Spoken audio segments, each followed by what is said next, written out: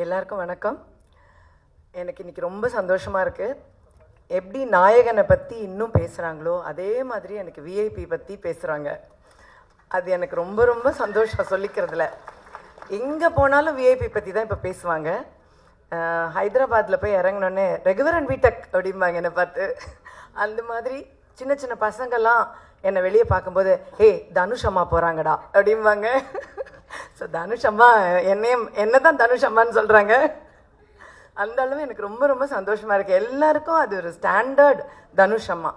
அப்புறம் இப்போ வேற எங்கேயா செட்ஸில் போகும்போது ஏதோ தனுஷை பற்றி என்கிட்ட கேட்குறது எப்படி இருக்கும்னா, நிஜமாவே இப்போ என் மகனாக இருந்தால் அவர் என்ன சாப்பிடுவார், அவர் எப்படி தூங்குவார், இப்படிலாம் கேட்பாங்கல்ல. இந்த மாதிரி தான் என்கிட்ட கேட்பாங்க.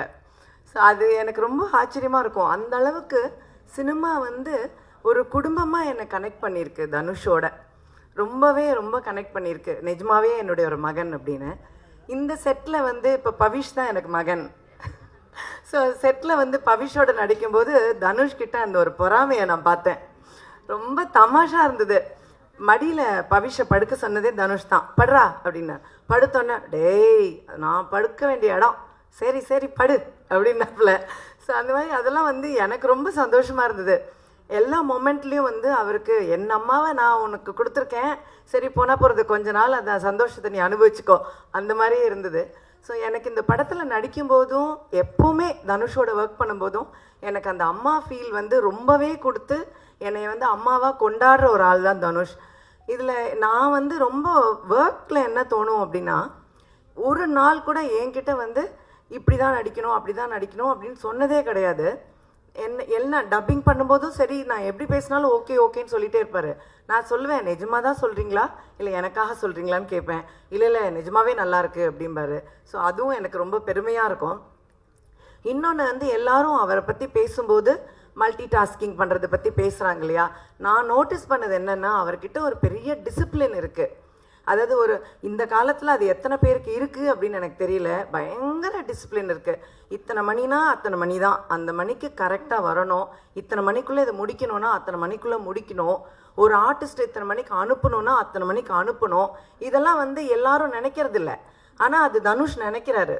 ஒரு லொக்கேஷனுக்கு ஒருத்தர்கிட்ட நான் உங்களுக்கு 3 hours கொடுங்க அப்படின்னு கேட்குறாருன்னா கண்டிப்பாக 3 hours அனுப்புகிறாரு. இது ரொம்ப ஆச்சரியம். அந்த மாதிரி அந்த ஒர்க் பேட்டர்ன் பிளான் பண்ணுறது, எப்படி வேலை செய்கிறது. ஒரு டப்பிங்க்கெல்லாம் தனுஷ் வரணும்னு அவசியமே இல்லை. ஆக்சுவலி நிறைய டைரக்டர்ஸ் வர்றதே இல்லை டப்பிங்க்கு. ஆனால் இது வரைக்கும் அந்த டப்பிங்க்கு கூட வருவார். சின்ன ஆர்டிஸ்ட் பேசுகிறத கூட அவர் நின்று பார்த்து எப்படி பேசுறதுன்னு கரெக்ட் பண்ணுவார். அதுதான் அந்த டெடிகேஷன். ஸோ அந்த மாதிரி ரொம்ப டெடிக்கேட்டடாக ரொம்ப ஹார்ட் ஒர்க் பண்ணுறதுனால தான் ஜெயிக்கிறாரே தவிர, நிறைய பேருக்கு அவர் ஜெயிக்கிறத நினைக்கும் போது அவருக்கு என்னன்ற என்கிட்டே கேட்டிருக்காங்க, அவருக்கு என்ன மேம், ஆனால் அவருக்கு ரொம்ப கஷ்டப்படுறார். அதுதான் உண்மை. ரொம்ப கஷ்டப்படுறனால தான் இப்படி ஜெயிக்கிறாரு அப்படிங்கிறத நான் கண் கூட பார்த்துருக்கேன். ரொம்ப கடினமான உழைப்பு, ரொம்ப சின்சியர், ரொம்ப ஹார்ட் ஒர்க். ஸோ அதனால் என்னை பொறுத்த மட்டும் அவருக்கு நிறைய நல்ல ஆயுசு, ஆரோக்கியம், நிறைய மன நிம்மதி, சந்தோஷம் இது ஆண்டவன் கொடுக்கணும் அப்படிங்கிறது மட்டும்தான் என்னுடைய பிரார்த்தனை. மற்றதெல்லாம் அவர் வேலை செய்கிறதுல அவருக்கு தானாக கிடச்சிரும். இந்த படத்தில் நான் பவிஷை பற்றி முதல்ல சொல்லணும். பவிஷ் ரொம்ப கஷ்டப்பட்டு வேலை பார்த்துருக்கார். இதே மாதிரி அதாவது தனுஷ் நடிக்க சொல்லி கொடுத்து ஒருத்தர் நடிக்கிறதுனா பாருங்க அது எவ்வளோ கஷ்டம். அது பவிஷ் பண்ணியிருக்காப்புல இதில். அதாவது ஒவ்வொரு சீனுமே சொல்லி கொடுக்கும்போது அவ்வளோ போராடி கஷ்டப்பட்டு பண்ணியிருக்கார் பவிஷ் இதில். அண்ட் அதுக்கான வெற்றி கடவுள் அவருக்கு கண்டிப்பாக கொடுக்கணும். ஏன்னா அதை நான் கண்கூட பார்ப்பேன். பார்க்கும்போது அங்கே நான் சொல்லுவேன், நிறைய தடவை எங்களுக்குள்ள சண்டையெல்லாம் வரும். அப்போ தனுஷ் திட்டுவார் பவிஷை. நான் தான் சப்போர்ட்டுக்கு நிற்பேன். அந்த டிப்பிக்கல் மாம் ரோல் தான் எங்கிட்ட. நீங்கள் பேசாதீங்க அப்படின்னு என்னை பிடிச்சி தள்ளி வச்சுருவாரு. நான் பவிஷ் கூட போய் நின்று பவிஷ்கிட்டே பேசிகிட்டு இருப்பேன். நீங்கள் என்ன அவன்கிட்ட பேசிகிட்டு இருக்கீங்க, என்கிட்ட பேசுங்க. இப்படி நிறைய லொக்கேஷனில் நடக்கும். ஸோ பவிஷ் ரொம்ப பாடுபட்டிருக்காரு, ரொம்ப ஹார்ட் ஒர்க் பண்ணியிருக்காரு, கடினமாக உழைச்சிருக்காரு இந்த படத்துக்கு. ஸோ அதுக்கான வெற்றி அவருக்கு கண்டிப்பாக கிடைக்கும். I wish you all the best for that. அப்புறம் இந்த சின்ன சின்ன பிள்ளைங்க எல்லாருக்கும் என்னுடைய வாழ்த்துக்கள். எனக்கு இவங்களை பார்க்கும்போது ரொம்ப சந்தோஷமாக இருக்குது. ஒவ்வொருத்தருக்கும் கடவுள் நல்ல ஒரு என்ட்ரி கொடுத்துருக்காரு. உண்மையில இந்த மாதிரி சூர்யா சொன்னது தான் உண்மை. இந்த மாதிரி கேபி சார் படத்துலலாம் நிறைய அப்போல்லாம் ஜெயசுதா, ஜெயபிரதா, ஸ்ரீபிரியா எல்லாருமே ஃபர்ஸ்ட் படமாக வருவாங்க. அந்த மாதிரி இவங்க எல்லாம் உட்காந்துருக்காங்க. எனக்கு அதுதான் ஞாபகம் வருது.